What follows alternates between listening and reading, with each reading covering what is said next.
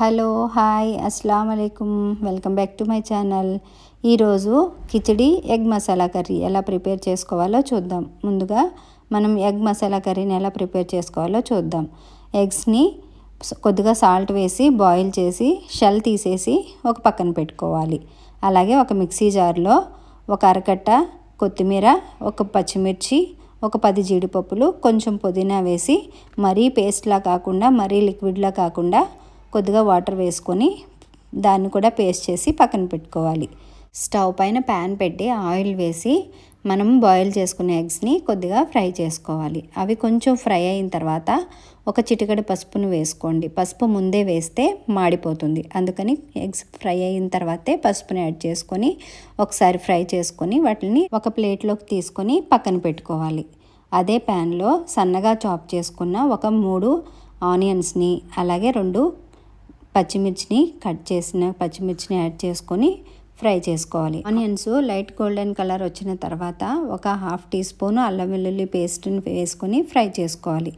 అది కొంచెం ఫ్రై అయిన తర్వాత చిన్నగా కట్ చేసుకున్న ఒక టమాటాను కూడా వేసేసుకొని ఫ్రై చేసుకోవాలి. అవి కొంచెం ఫ్రై అయిన తర్వాత మనం ముందుగానే ప్రిపేర్ చేసుకున్న పుదీనా, కొత్తిమీర, పచ్చిమిర్చి పేస్ట్ని యాడ్ చేసుకొని మూత పెట్టేసుకోవాలి. ఒక 5 మినిట్స్ అలా కుక్ చేసుకుంటే అందులో ఉన్న పచ్చి వాసన పోతుందండి. ఆయిల్ పైకి వచ్చిందంటే మన పేస్ట్ అది బాగా కుక్ అయినట్టు. ఇప్పుడు ఒక 1/2 టీ స్పూను పసుపు, 1 స్పూను కారం, 1 స్పూను సాల్టు, అలాగే ఒక 1/2 టీ స్పూను ధనియా పౌడర్, అలాగే ఒక 1/2 టీ స్పూను జీరా పౌడర్, ఒక 1/2 teaspoon garam masala add చేసేసుకొని బాగా మిక్స్ చేసేసుకోవాలి. అవి కొంచెం ఫ్రై అయిన తర్వాత ఒక గ్లాస్ వాటర్ని యాడ్ చేసేసుకోవాలి. మీ కన్సిస్టెన్సీని చూసుకొని వాటర్ని యాడ్ చేసుకోండి. మరీ పల్చగా ఉండకూడదు, అలాగని బాగా థిక్గా ఫామ్ అవ్వకూడదు. ఈ కన్సిస్టెన్సీలోనే మీకు కావాలి అనుకుంటేనే మీ టేస్ట్కి తగినంత సాల్టు, అలాగే స్పైసీకి కావాలనుకుంటే కొంచెం కారం కూడా యాడ్ చేసేసుకొని మనం ముందుగానే బాయిల్ చేసుకున్న ఎగ్స్ని కూడా వేసేసుకొని లో ఫ్లేమ్లో మూత పెట్టి ఒక 20 మినిట్స్ కుక్ చేసేసుకోవాలి. 20 మినిట్స్ తర్వాత దానిపైకి ఆయిల్ అనేది వస్తుందండి. చూడండి, 20 మినిట్స్ తర్వాత ఆయిల్ పైకి వచ్చేసింది. ఇలా ఉంటే మన కర్రీ అనేది రెడీ అయిపోయినట్టే. ఇప్పుడు సన్నగా చాప్ చేసుకున్న కొత్తిమీర, అలాగే మీ దగ్గర కసూరి మేతి కనుక ఉంటే కొంచెం కసూరి మేతి కూడా యాడ్ చేసుకోండి. ఇది ఆప్షనల్, మీకు కావాలనుకుంటే వేసుకోండి. అంతేనండి, ఈజీగా త్వరగా ఎగ్ మసాలా కర్రీ అయితే రెడీ అయిపోయింది.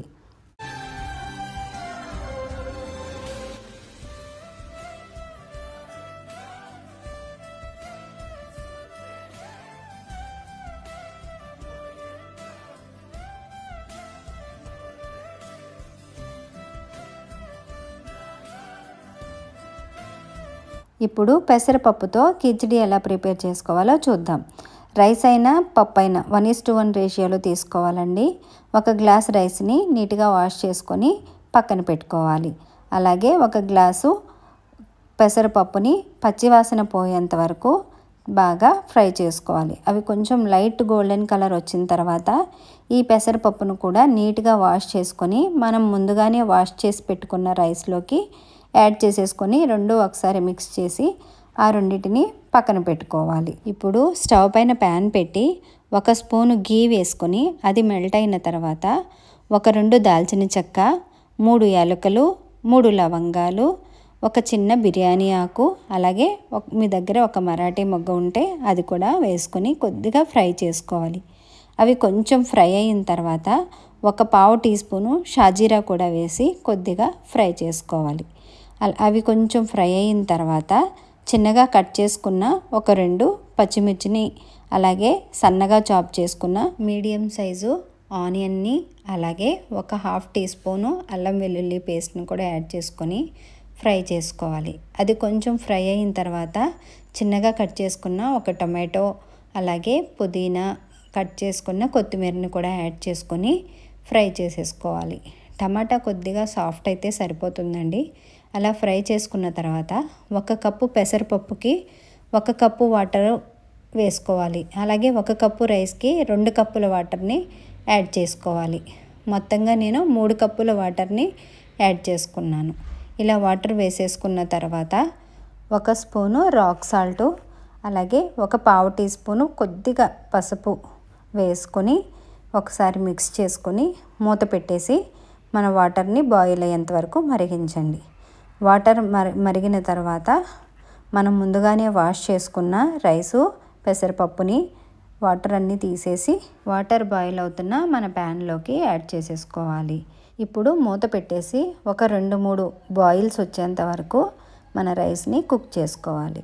ఇలా ఉడుకుతున్నప్పుడు ఒక్కసారి సాల్ట్ అన్నీ చెక్ చేసుకొని మీకు ఏదైనా అవసరమైతే యాడ్ చేసుకొని, మీ దగ్గర కనుక అల్యూమినియం ఫాయిల్ ఉన్నా పర్వాలేదు, పేపర్ అయినా పర్వాలేదు, ఆ ఫాయిల్ని పెట్టేసేసుకొని మూత పెట్టేసి ఒక 20 మినిట్స్ లో ఫ్లేమ్లో కుక్ చేసుకోవాలి.